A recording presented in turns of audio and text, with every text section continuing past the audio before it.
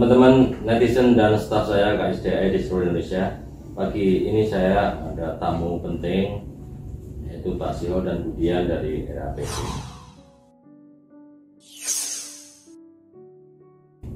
Dan pagi ini kita mau diskusikan tentang komitmen kita bersama dalam penyelamatan satwa liar. Dan saya didampingi Pak Sekdit saya, Pak Suharyono, yang punya pengalaman lama ketika menjadi Kepala Balai Besar di Riau. Pak Haryono, pengalaman Bapak berapa tahun di Riau dan problem apa yang paling berat dihadapi oleh Pak Suharyono waktu jadi Kepala Balai Besar Riau?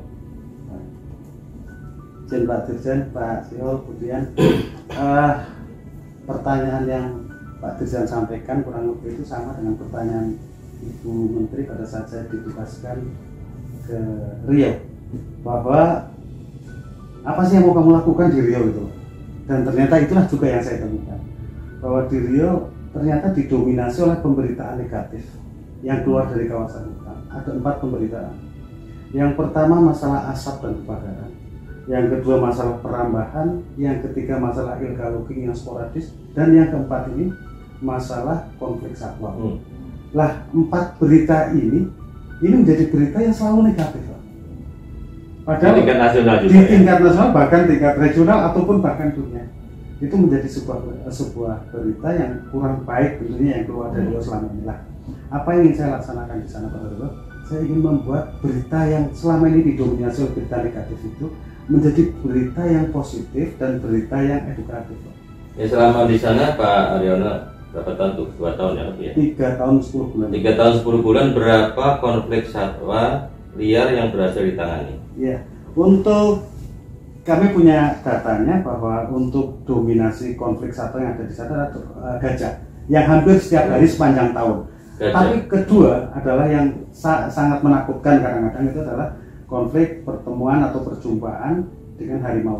Nah, ini yang menjadi menjadi prioritas kerja kami selama di Riau, untuk menjaga agar konflik ini juga memberikan edukasi, Pak. Bahwa konflik ini tidak dimaknai diselesaikan sekaligus sebagai edukasi pada publik. Itu yang ingin kami lakukan, dan tentunya kami nggak mungkin bekerja sendiri pada itu. Siapa aja yang membantu waktu itu? Ya, kami selalu bekerja bersama-sama dengan aparat yang berada di daerah. Kami selalu melibatkan atau menggandeng rekan-rekan yang berada di daerah, karena jangan sampai ini bahwa ini kegiatan konservasi hanya bagian pemerintah pusat. Karena sebenarnya apapun yang terjadi di daerah, yang merasakan adalah saudara-saudara kita yang di daerah. Sehingga kami selalu merangkul pemerintah daerah, itu yang pertama, aparat daerah dan seterusnya. Termasuk pihak swasta ya. Yang kedua private sector. Private sector yang memiliki, menguasai atau mengelola landscape yang ada di situ. Baik. Yang berarti bertanggung jawab. Pak Sio, Bapak di RAPP mengelola satu landscape yang cukup besar ya. Apa komitmen untuk yang sudah berlangsung dan kira-kira komitmen ke depan Pak Sio dan Budian nanti ya, tentang membantu pemerintah di dalam penyelamatan satwa liar? Kita punya program rescue, rehab, release. Pak Sio bisa ceritakan pengalaman. Baik, terima kasih Pak Dirjen. Jadi memang Riau adalah Papen Paper, bagian dari grup April, itu sebagai mitra dari KLHK mengelola konsesi, itu punya tanggung jawab untuk juga menjaga satwa liar. Nah, tentunya sebatas kemampuan kita adalah untuk fokus kepada menjaga kelestarian habitat dari satwa liar yang ada, dan yang kedua adalah mencegah illegal trade, perdagangan satwa liar, termasuk jerat juga. Nah, secara operasional apa yang kami lakukan itu adalah melakukan patroli ranjau atau patroli jerat secara berkala. Tentunya ini juga kita lakukan secara multi pihak ya, kita libatkan di seluruh konsesi juga ya, seluruh konsesi yang kita lakukan. Khususnya yang kita identifikasi itu ada habitat yang satwa liarnya, dan di mana daerah-daerah yang rentan terhadap interaksi dengan masyarakat, satwa liar dengan masyarakat. Pak Sio dan Budian, siapa tahu siapa yang menjawab lebih dulu tentang rilis Corina ya pada bulan Desember 2020 ya. Itu sesuatu yang saya kira pertama kali ya dan berhasil ya. Bu Dian bisa memberikan komentar tentang itu ceritanya. Jadi pelepasliaran Corina pada bulan Desember tahun 2020 merupakan sebuah pengalaman yang sangat berharga bagi kami di RAPP, di grup April ini, Pak. Karena itu memang suatu yang pertama kali. Dan ya. Proses tersebut juga sebagian mereka ketahui didahului oleh berbagai proses pendahuluan, Pak. Termasuk kajian ya. Termasuk kajian ilmiah oleh pakar untuk memastikan di mana lokasi-lokasi yang memang sesuai sebagai habitat dari harimau yang akan dilepasliarkan tersebut. Oleh Prof. Setiawan, dan itu pengalaman pertama, dan saya kira Semenanjung Kampar yang dikelola RAPP juga tempat yang saya kira sangat penting ya. Betul. Untuk kedepannya, untuk termasuk untuk rilis berbagai macam satwa di situ ya. Betul Pak DJ. Ya. Karena itu dalam landscape tersebut juga areal konsesi yang kami kelola berbatasan langsung dengan beberapa kawasan konservasi. Kawasan konservasi. Ya. Kalau boleh saya tambahkan Pak. Ya. Jadi kan ini kan kita ambil bagian dalam mendukung inisiatif KLHK. Ya. Dari Kementerian Lingkungan Hidup dan Kehutanan. Ini kan kebijaksanaannya harus data driven. Iya.